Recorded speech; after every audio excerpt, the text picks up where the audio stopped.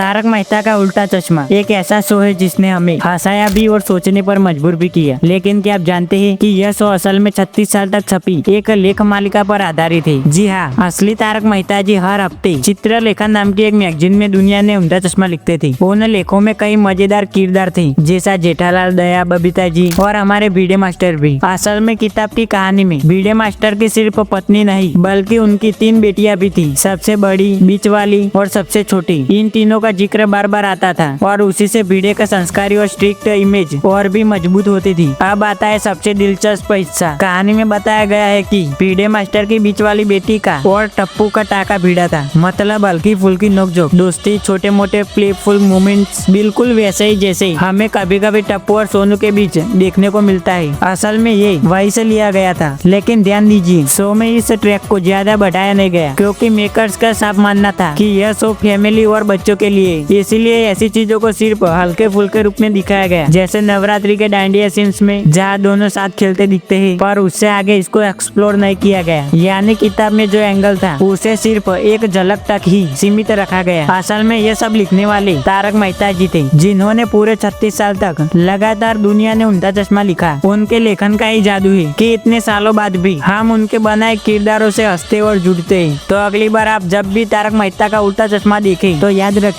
ये सिर्फ शो नहीं बल्कि उन कहानियों की गूंज है जिन्हें तारक मेहता जी ने कभी पत्रिका के पन्नों पर जिया था। और हाँ, भिड़े मास्टर की 3 बेटियां आज भी किताब के पन्नों में जिंदा है।